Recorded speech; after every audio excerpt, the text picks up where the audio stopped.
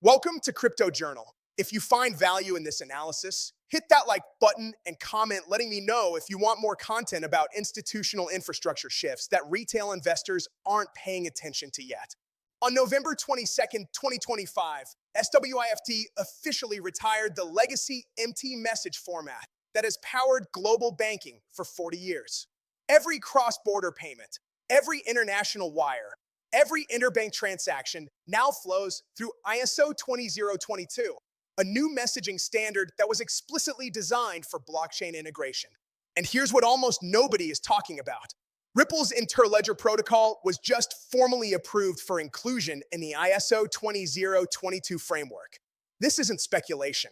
This is documented code evidence showing that XRP-based infrastructure is architected specifically to operate inside SWIFT's new system. We're witnessing the largest infrastructure transition in financial history, and it's happening so quietly that 99% of people will miss it until the wealth transfer is already complete. Stick around because at the 19-minute mark, I'm going to explain exactly why banks and governments are orchestrating this transition in silence, and why those who understand what's happening have a 5 to 10-year window to position before this becomes obvious to everyone. Let me start by explaining what ISO 20022 actually is, because once you understand the technical architecture, you'll see why this creates inevitable demand for bridge assets like XRP. ISO 20022 is a global standard for financial messaging. It defines how banks, payment systems, and financial institutions communicate when moving money. Think of it as the universal language of finance. The old system, SWIFT's NT format, was developed in the 1970s. It used rigid proprietary message structures that couldn't adapt to modern needs. Messages were limited in the data they could carry. Integration with new technologies like blockchain was nearly impossible. Processing was slow, expensive, and error-prone. ISO 20022 fixes all of this. It uses XML, extensible markup language, which is both human-readable and machine-readable. Messages can carry rich data, including invoice numbers, regulatory information, compliance details, and transaction metadata. The format is flexible, allowing financial networks to create custom fields for specific needs. And critically, ISO 20022 was designed from the beginning to integrate with blockchain infrastructure. SWIFT began transitioning to ISO 20022 in 2022. They set November 22nd, 2025 as the cutover date when legacy empty messages would no longer be accepted. That date just passed. As of now, 100% of SWIFT's financial institution to financial institution payment messages must use ISO 20022 format. By early 2026, SWIFT expects 90% of all transaction volume to be fully ISO 20022 compliant. This isn't a minor upgrade. This is the entire global banking system switching to a new protocol. And that new protocol was built specifically to work with blockchain networks. If you're still with me, comment legacy systems retired. I want to see who understands that November 22nd, 2025 was the day the old financial system officially ended. Now let me explain why this transition creates inevitable demand for blockchain bridge assets, and why XRP is uniquely positioned. When banks send money across borders using SWIFT, they don't actually move dollars or euros or yen directly. They send messages instructing correspondent banks to credit and debit accounts. This creates a chain of intermediaries. Each intermediary adds cost, time, and risk. The message layer, what SWIFT handles, is separate from the settlement layer, where money actually moves. ISO 20022 standardizes the message layer, but it doesn't solve the settlement layer problem. Banks still need to pre-fund accounts in destination currencies. Settlement still takes 1 to 5 days. Costs remain high. This is where blockchain bridge assets become critical. Instead of maintaining pre-funded accounts in dozens of currencies, banks can use a neutral digital asset as an intermediate bridge. Bank A wants to send dollars to Bank B, who needs euros. Bank A converts dollars to XRP. XRP moves across the blockchain in 3 to 5 seconds. Bank B converts XRP to euros. Total settlement time, under 10 seconds instead of 3 days. No pre-funded accounts needed. Liquidity becomes on demand instead of locked up. Ripple built this exact model with their on-demand liquidity product, ODL. It uses XRP as the bridge asset connecting currency pairs. And now, Ripple's Interledger protocol, which coordinates these transactions, has been formally approved within the ISO 20022 framework. This means banks implementing ISO 20022 can route payments through Ripple infrastructure using standardized messaging. The technical integration is complete. Code evidence published by researcher SMQK shows that Ripple net payment schemas directly reference the ISO 20022 external clearing system identification code list. The code also shows that R3 Corda, a banking blockchain platform, imports XRP payment and XRP settlement modules. This isn't marketing. This is actual deployed infrastructure that banks can plug into. Ripple joined the ISO 20022 registration management group in 2020, years before the SWFT transition was complete. They weren't reacting to the shift. They were preparing for it. And now that ISO 20022 is live, Ripple infrastructure is already compatible with the new system. Let me show you why banks are interested in this model, even though most won't announce it publicly. Banks move approximately $150 trillion in cross-border payments annually. They earn fees on these transactions, but they also bear enormous costs. Maintaining correspondent banking relationships requires pre-funding Nostro and Vostro accounts with billions in trapped liquidity. Foreign exchange spreads and wire fees are profitable, but also drive customers toward cheaper alternatives like fintech competitors. Settlement risk. The possibility that one party pays, but the other doesn't deliver, creates counterparty exposure that requires expensive risk management. And regulatory compliance, KYC, AML, sanction screening, adds layers of cost and complexity. Banks spend billions annually on compliance infrastructure. Using XRP as a bridge asset solves multiple problems simultaneously. First, liquidity efficiency. Instead of billions locked in Nostro accounts, banks can source liquidity on demand from XRP markets. This frees capital for lending and investment. Second, settlement speed. 3 to 5 second settlement versus 3 to 5 day settlement eliminates settlement risk almost entirely. Counterparty exposure drops to near zero. Third, cost reduction. XRP transaction fees are measured in fractions of a cent. Even with foreign exchange spreads on entry and exit, total cost is far below traditional correspondent banking fees. Fourth, compliance integration. Ripple infrastructure includes built-in compliance tools. Transactions can be monitored, sanctioned addresses blocked, and regulatory reporting automated. Banks get compliance as a feature, not a separate system to maintain. And fifth, competitive positioning.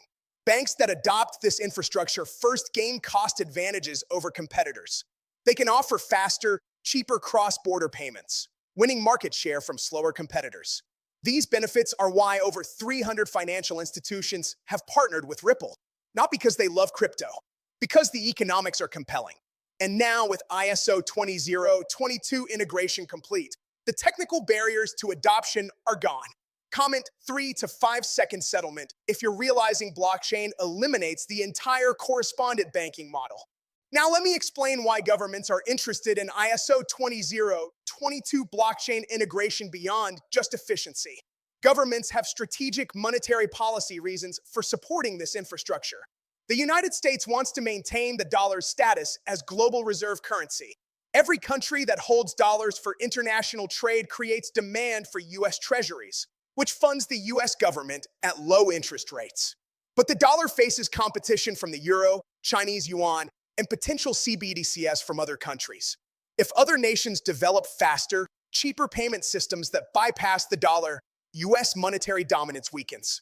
By supporting dollar-backed stablecoins and blockchain infrastructure that uses dollars as settlement currency, the US extends dollar dominance into the digital era.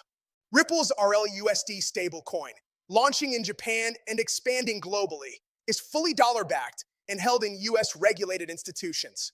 Every RLUSD in circulation represents dollars and US treasuries in reserves. As RLUSD adoption grows internationally, dollar demand increases. This directly supports US monetary policy goals. China faces the opposite problem. They want to reduce dollar dependence and increase yuan internationalization. But the yuan isn't freely convertible and lacks trust in international markets. If China can integrate yuan-backed digital assets into ISO 20022 compliant infrastructure, they bypass traditional dollar-dominated systems. China is actively developing CBDC infrastructure and blockchain payment networks. They're not doing this for technology's sake. They're doing it to challenge dollar hegemony. The ISO 20022 transition creates a neutral playing field where multiple currencies and digital assets can compete on efficiency rather than legacy dominance. European Union has similar strategic interests. They want the euro to be a major settlement currency for international trade. ISO 20022 compliance and blockchain integration enable euro-denominated stablecoins and instant settlement systems that make the euro more attractive for cross-border commerce. This is monetary geopolitics. The ISO 20022 transition isn't just about technology. It's about which currencies and which nations control the infrastructure of global commerce for the next 50 years. And blockchain bridge assets like XRP become strategically important because they enable interoperability across all these competing monetary systems. Governments may not explicitly endorse XRP, but they're creating the regulatory frameworks and technical standards that make XRP infrastructure useful. And banks operating within those frameworks will adopt whatever technology provides competitive advantage. Let me show you why this creates the greatest wealth transfer and why most people will miss it. Wealth transfers happen when value moves from one asset class to another due to structural changes in how the world operates. The Industrial Revolution transferred wealth from agricultural landowners to factory owners and industrial capitalists. The Internet Revolution transferred wealth from traditional media and retail to digital platforms and e-commerce. The ISO 20022 blockchain transition is creating a similar structural shift. Value is moving from legacy financial infrastructure to blockchain-based infrastructure. Banks that adopt early gain market share and cost advantages. Those that adopt late lose competitiveness. Digital assets that provide critical infrastructure functions capture enormous value as transaction volumes scale. XRP is uniquely positioned because it serves as bridge asset in the highest value transactions in the world, cross-border payments between banks. Every major cross-border payment that routes through XRP infrastructure creates transient demand for XRP. Even if the hold time is 3 to 5 seconds, the cumulative volume creates sustained demand. If even 5% of SWFD's 150 trillion in annual cross-border payment volume routes through XRP infrastructure by 2030, that's 7.5 trillion in transaction volume. Even with 3 to 5 second hold times, the velocity of demand and the need for liquidity pools to facilitate these transactions creates enormous buy pressure. Current XRP circulating supply is approximately 57 billion tokens. Current price is around $2.15 as of late November 2025. Market cap is approximately $122 billion. If XRP becomes critical settlement infrastructure for even a fraction of global banking flows, the valuation implications are staggering. Traditional finance values infrastructure based on transaction volume and revenue capture.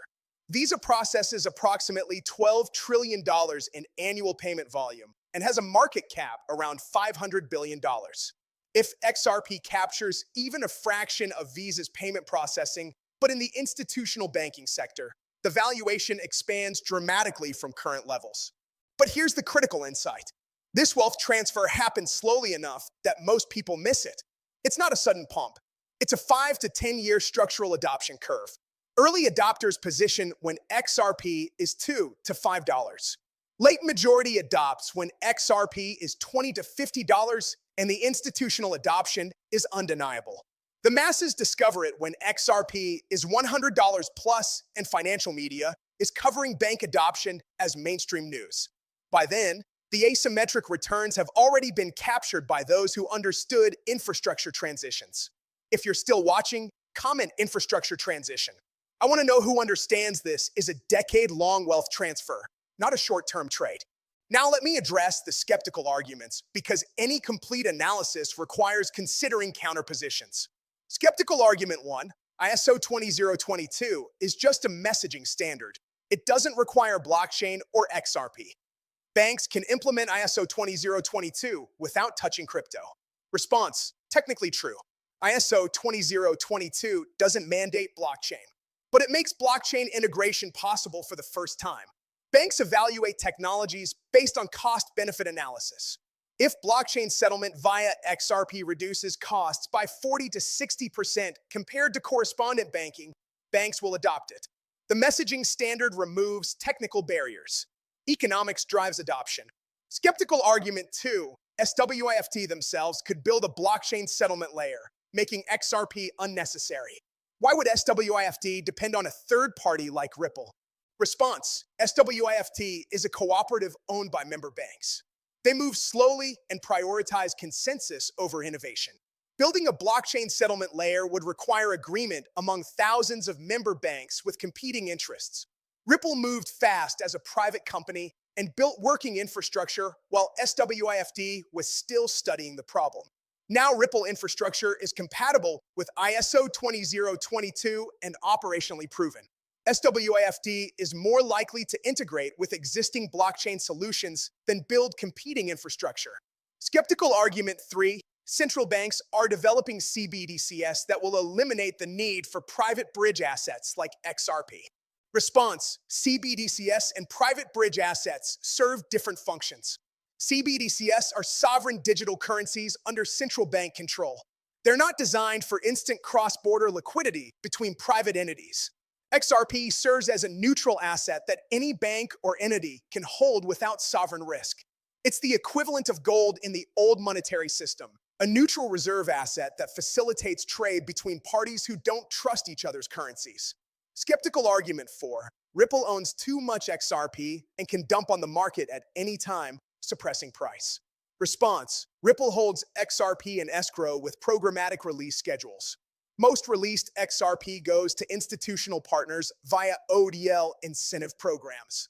Ripple's business model requires XRP price appreciation because their treasury is denominated in XRP. Suppressing price would destroy their own balance sheet. They're incentivized to support price through buybacks and manage supply.